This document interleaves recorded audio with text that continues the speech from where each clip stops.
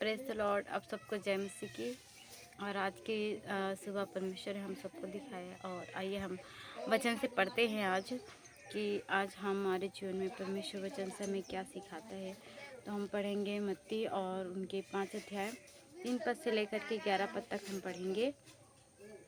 ऐसा लिखा है, इसमें धन्य वचन लिखा हुआ है। और इसमें लिखा है तीसरे पद में, धन्य है वे जो मन के दीन है, क्योंकि स्वर्ग का राज्य उन्हीं का है।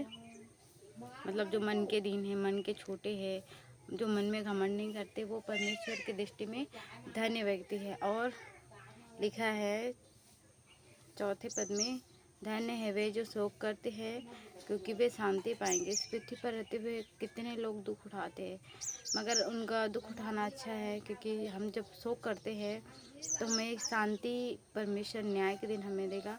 तो जो शोक करते हैं वह धन्य है, क्योंकि वे शांति पाएंगे। 5वें पद में है, धन्य है वे जो नम्र है, क्योंकि वे पृथ्वी के अधिकारी होंगे। जो लोग संसार में नम्र जीवन जीते हैं, किसी ने कुछ भी दुख दिया, सताया, तो वो सह लेते हैं, तो वो नम्र व्यक्ति है। और अगर आप सहते हैं तो आप शांति पाएंगे, आप पृथ्वी का अधिकारी होंगे। 6वां पद में है, धन्य है वे जो धार्मिकता के भूखे और प्यासे हैं, क्योंकि वे तृप्त किए जाएंगे। जो लोग धार्मिकता के कारण भूखे और प्यासे होते हैं तो वो तृप्त होंगे, क्योंकि यहाँ पर जो धार्मिकता है उनसे कहीं गुना आप धार्मिकता का जीवन स्वर्ग में बिताएंगे, क्योंकि स्वर्ग में 2400 घंटे परमेश्वर की महिमा होगी। वहाँ न तो सूरज है जो उगेगा डूबेगा, दिन रात कुछ नहीं, और हर समय हम एक जैसा जीवन बिताएंगे और परमेश्वर की महिमा करेंगे। तो जो धार्मिकता के भूखे और प्यासे हैं, इन्हें धार्मिकता का जीवन पसंद है, वो ही स्वर्ग के राज्य में जाएंगे। और 7वां पद में है, धन्य है वे जो दयावंत है, क्योंकि उन पर दया की जाएगी। जो लोग दया करते हैं, भूखों को भोजन दिया, प्यासों को पानी दिया, जो जिनके पास कपड़ा नहीं उनको कपड़ा दिया, तो वो दयावंत लोग हैं। जो दया करते हैं, जो दूसरों को दुख में देख नहीं सकते, तो जब वो दया करते हैं तो परमेश्वर भी उन पर दया करेगा। जो क्षमा करते हैं, परमेश्वर भी उनको क्षमा करेगा। तो धन्य है वे जो दयावंत है, क्योंकि उन पर दया की जाएगी। 8वें पद में है, धन्य है वे जिनके मन शुद्ध है, क्योंकि वे परमेश्वर को देखेंगे। जो शुद्ध मन के होते हैं, जिनके मन में कोई बुराई नहीं होता, परमेश्वर के दर्शन भी पाते हैं। मगर परमेश्वर का ऐसा आप दर्शन भी मांगते हैं तो यीशु मसीह का दर्शन मांगे, क्योंकि परमेश्वर का दर्शन करना और जीवित रहना हर किसी के बस की बात नहीं है। बहुत धर्मी जीवन बिताना पड़ता है, तब हम परमेश्वर को देख पाते हैं, क्योंकि हम मनुष्य हैं और इस दुनिया में रहते हुए कई सारे बातें हमारे जीवन में होते हैं जिसको हमारे जीवन में हो जाता है, और हम परमेश्वर से क्षमा मांगते हैं आए दिन।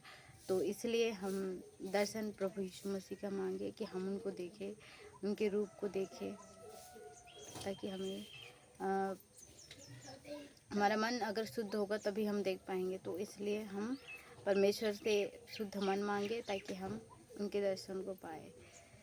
और 9वां पद में है, धन्य है वे जो मेल कराने वाले हैं, क्योंकि वे परमेश्वर के पुत्र कहलाएंगे। जो लोग मेल मिलाप कराते हैं, दो लोग लड़ झगड़ रहे हैं उनको मिलाते हैं, तो वो परमेश्वर के पुत्र हैं जो मिलाते हैं। मगर जो तोड़ते हैं, दो लोग के बीच में दरार पैदा करते हैं, कई ऐसे हैं विश्वासी से एक दूसरे से लड़ा देते हैं।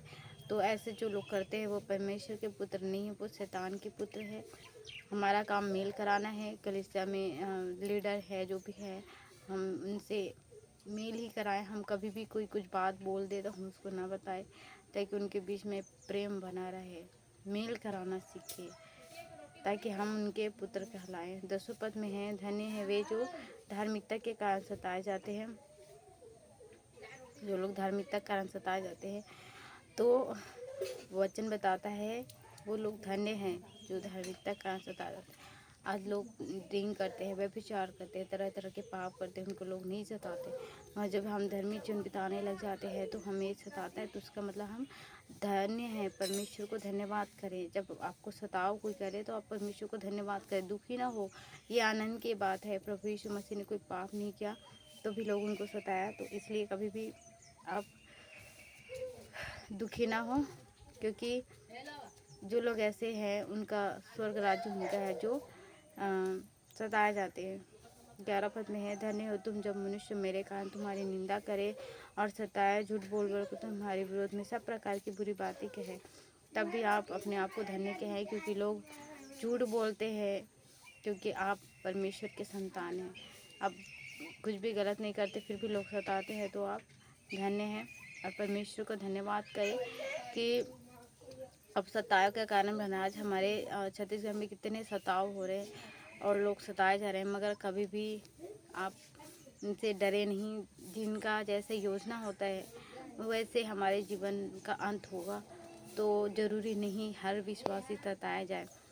और परीक्षा में वो पढ़ते हैं जिनके पास हिम्मत होता है उतना, तो इसलिए कभी भी ऐसे ना डरे सताव होने पर, और होता भी है तो आप धन्य माने, प्रभु ने हमारे लिए इतना दुख उठाया, थोड़ा सताव हम भी सहे तो कोई बुरी बात नहीं है, के बदले हम परमेश्वर से आशीष पाएंगे, हम उनके संतान कहलाएंगे। इसलिए हर बातों में जैसा आपका जो धन्य है वो जो सताए जाते हैं, और धन्य वो भी है जो सताव नहीं झेलते।